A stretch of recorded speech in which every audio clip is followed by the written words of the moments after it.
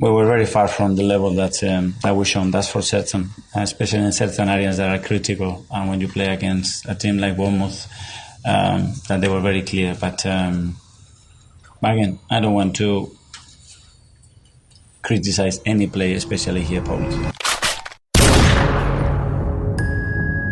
There's the match, and there's what comes after it. The noise, of course.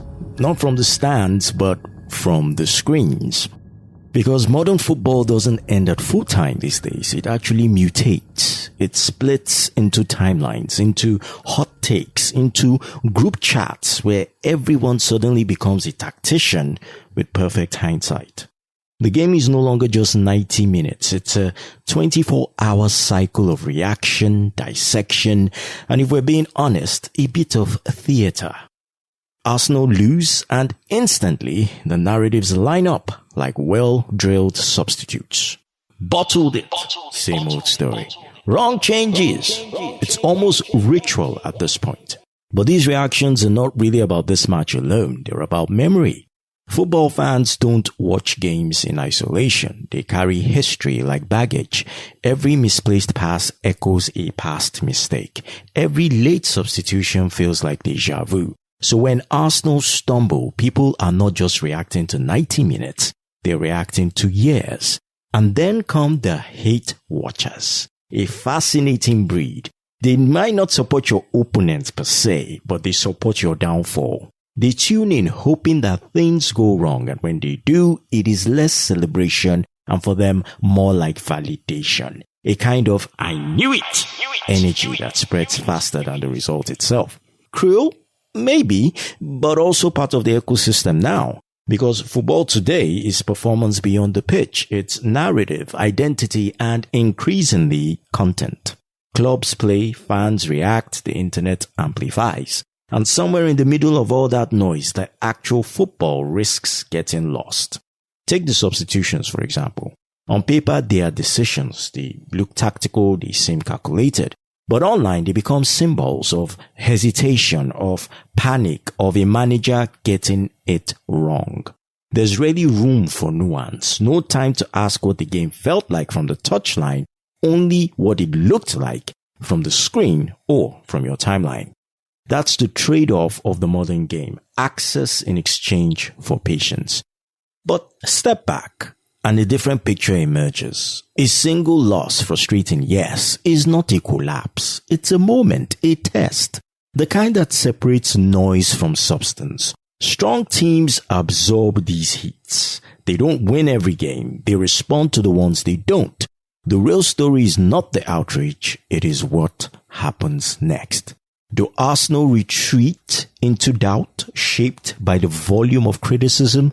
Or do they double down, insulated from it? Because in truth, the loudest voices after a loss are rarely the most important ones. The game is decided on the pitch. The season is decided in the response. Everything else is just noise after that whistle.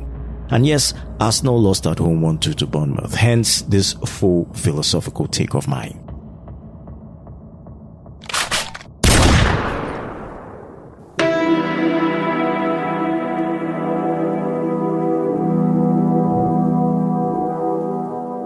He says he doesn't care. That's always how it begins. Arsenal again.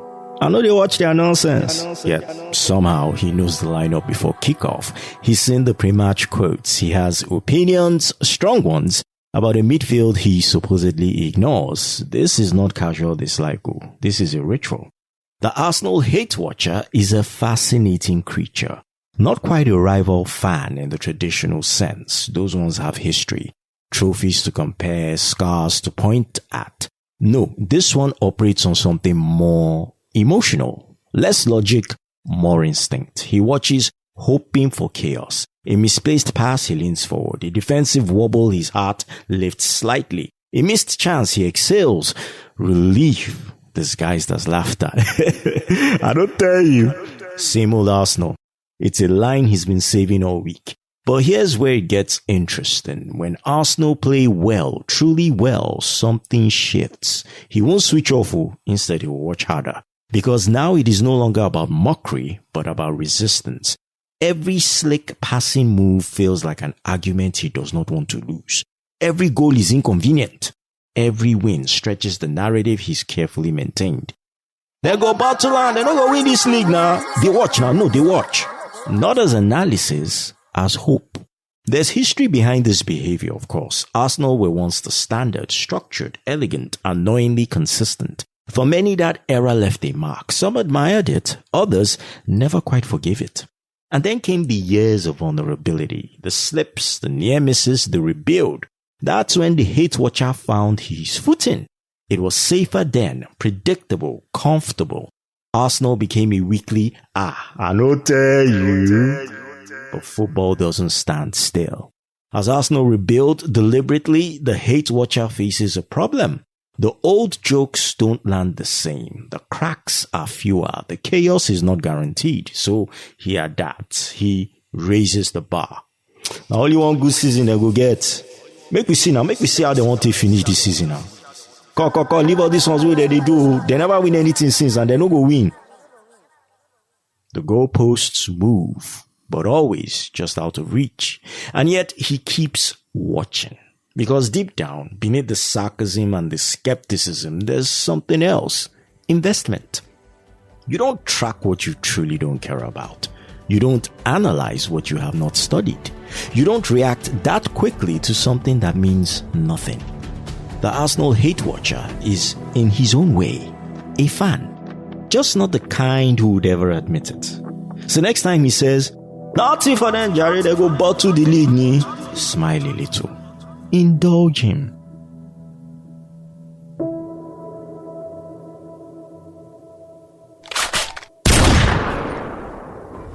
There are easier parenting choices than raising an Arsenal Football Club fan. You could choose silence at dinner, you could choose early bedtimes, you could choose no TV, don't touch my phone, or don't go out to play. But no, some parents choose character building. Because that is what this is, really. Supporting Arsenal isn't just fandom, it's an education. Not the kind you get from textbooks, but the slow, stubborn kind life insists on teaching. Patience, restraint, and how to keep believing when the evidence gets creative. An Arsenal childhood is a curriculum in delayed gratification. You learn early that beauty doesn't always pay immediately. That a perfectly worked goal can mean more than 3 scrappy ones. That there's dignity in trying to do things the right way, even when the table says otherwise. And then there's hope, refined, tested, stretched. Every August it arrives fresh and well-dressed. By November, you're negotiating terms, and by March, you're either marching or quietly packing a bag. A young Arsenal fan learns not to abandon hope, but to manage it carefully like a fragile heirloom. Of course, there are the legends. You don't just hand a child a club. You hand them stories. The invincibility of Arsenal Invincibles. The elegance of Thierry Henry gliding past defenders like time didn't apply to him.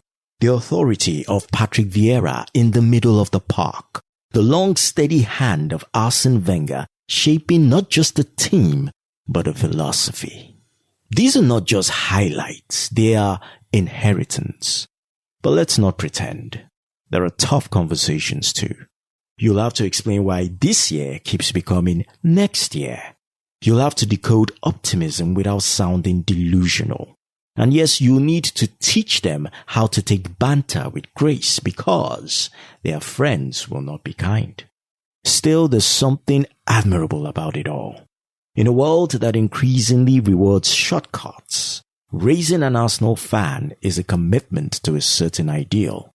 That how you play matters. That identity isn't disposable. That you don't jump ship at the first sign of trouble. You learn, you endure, you rebuild.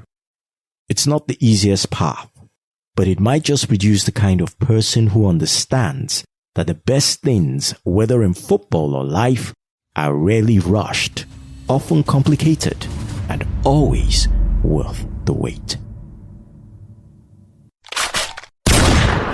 Hi everyone, Chuks Aswegu is my name, and unfortunately, I'm an Arsenal fan going through severe pains. Yes, really, really severe pains. However, I feel like this time we are going to pull through. And not necessarily because Arteta is fantastic or the team is top-notch, but because of how unreliable this Man City side is. Forget this thing where they do Chelsea yesterday. Forget their recent run of forms, especially the one with the wipe us for Carabao Cup final and waiting they do Liverpool for FA Cup quarter final. I just feel like this Man City side, there's just something in them that will make them falter at the last minute. If it be this Crystal Palace outstanding game where they get, or if you even go Etihad, go do something. But I just have a feeling that this season Arteta will pull it over the line. And oh well, hopefully this time he will learn his lesson. I just have this feeling that this season is not going to be like the other seasons. Bros Tonido, good to do this again after some time. Yeah, have a fantastic day.